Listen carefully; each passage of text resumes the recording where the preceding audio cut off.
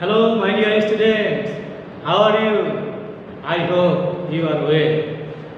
I am Siddhartha Shekhar Biswas, lecturer, Department of English, Mathuail Haji Abdul Latif Bhia University College.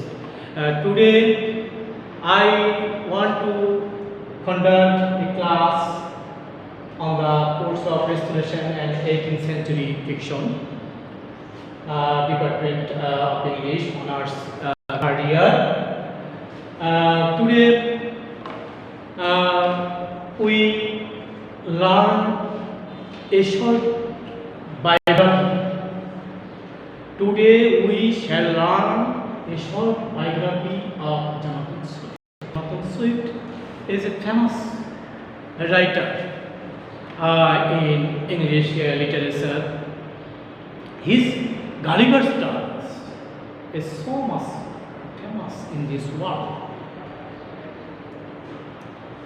Before reading this first novel, we want to know the biography of the writer. Jonathan Swift was born on November 30, 1667 in Dublin, Ireland, the son of Protestant Anglo-Irish parents. His ancestors had been raised, and all his life he would be a high churchman. His father also, Jonathan died a few months before he was born, upon which his mother, Abigail, returned to England, leaving her son behind in the care of relatives. In 1673, at the age of 6, Swift began his education at Kilkenny Grammar School, which was at the time the best in Ireland. Between 1682 and 1686, he attended and graduated from Trinity College in Dublin, though he was not apparently an exemplary student. In 1688, William of Orange invaded England, initiating the Glorious Revolution. With Dublin in political turmoil, Trinity College was closed, and an ambitious Swift took the opportunity to go to England, where he hoped to gain preferment in the Anglican church. In England, in 1689, he became secretary to Sir William Temple, a diplomat and a man of letters at Moor Park in Surrey. There Swift read extensively in his patron's library and met Star Johnson, who would become his stella, and it was there that he began to suffer from Meniere's disease, a disturbance of the inner ear which produces nausea and vertigo, and which was little understood in Swift's day. In 1690, at the advice of his doctors, Swift returned to Ireland, but the following year he was back with Temple in England. He visited Oxford in 1691. In 1692, with Temple's assistance, he received a May degree from that university and published his first poem. On reading it, John Dryden, a distant relation, is said to have remarked, "Cousin Swift, you will never be a poet." In 1694, still anxious to advance himself within the Church of England, he left Temple's household he left Temple's household and returned to Ireland to take holy orders. In 1695, he was ordained as a priest in the Church of Ireland, the Irish branch of the Anglican Church, and the following year he returned to Temple and moved back. Between 1696 and 1699, Swift composed most of his first great work, A Tale of a Tub, a prose satire on the religious extremes represented by Roman Catholicism and Calvinism. And in 1697, he wrote The Battle of the Books, a satire defending Temple's conservative but beseached position in the contemporary literary controversy as to whether the works of the ancients, the great authors of classical antiquity, were to be preferred to those of the moderns. In 1699, Temple died and Swift traveled to Ireland as chaplain and secretary of the Earl of Berkeley. In 1700, he was instituted vicar of Leraki, provided that is with what was known as a living and given a private in St. Patrick's Cathedral, Dublin.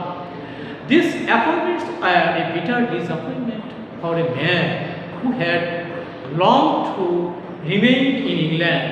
In 1701, Swift was awarded a D.D.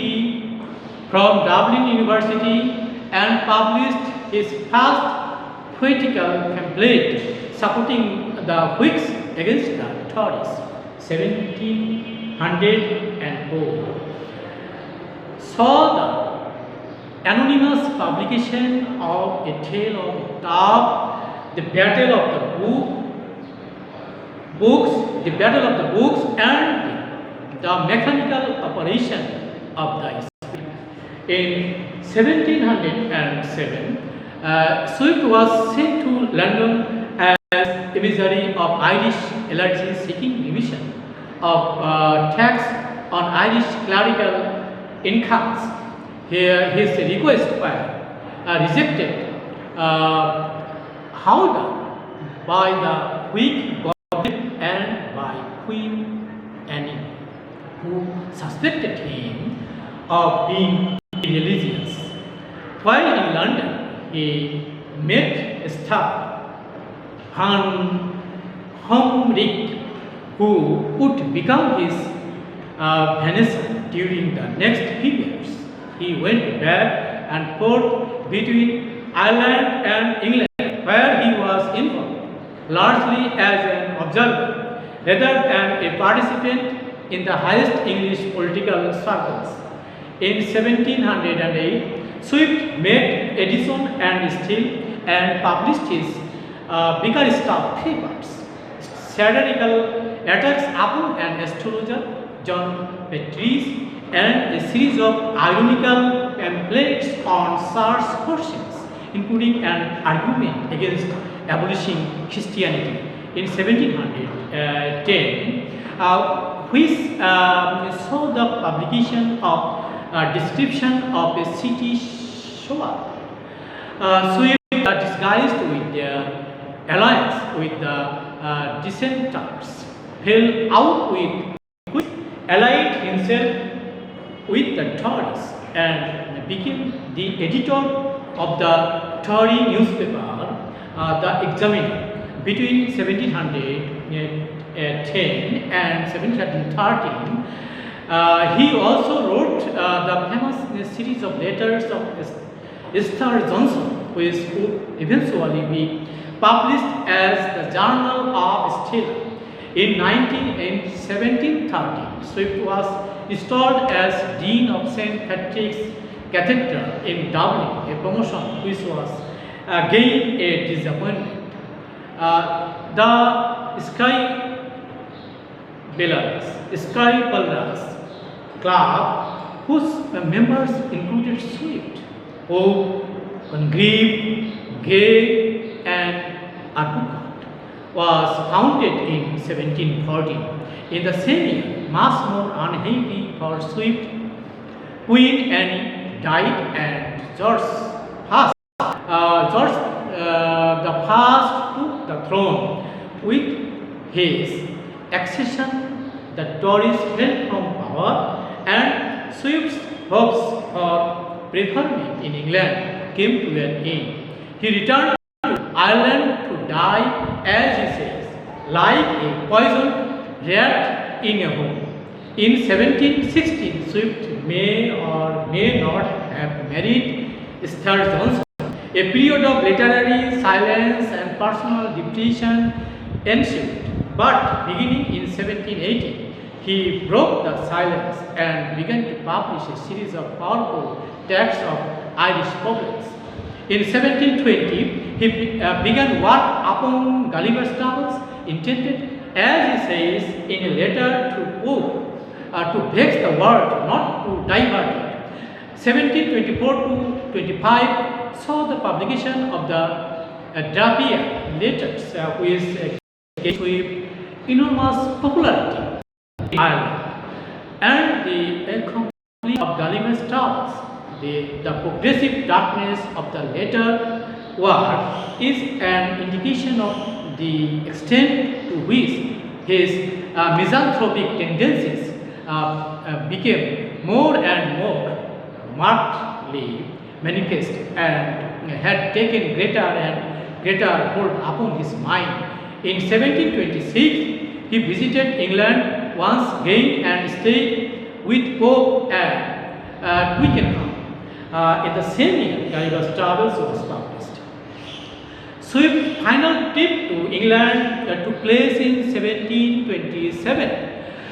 Between 1727 and 1736, publication of 5 volumes of Swift, Pope, Miscellaneous, Stella died in 1728.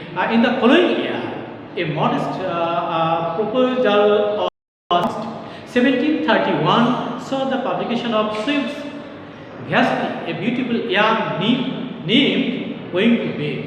In 1735, when a collected edition of his works was published in Dublin, his Meniere's disease became more acute, resulting in periods of dizziness and nausea. Prematurely, his memory was beginning to deteriorate. During 1738, he slipped gradually into senility and finally suffered a paralytic stroke in 1742. Guardians were officially appointed to care for his affairs. Swift died on October 19, 1745. The following is Yeats's poetic version, a very free translation of the Latin epitaph which Swift composed for himself. Swift sailed into his haste, save his indignation there, not legislate his breast, imitate him, if you dare, world deserted traveler, he served human liberty. My dear student, thank you very much.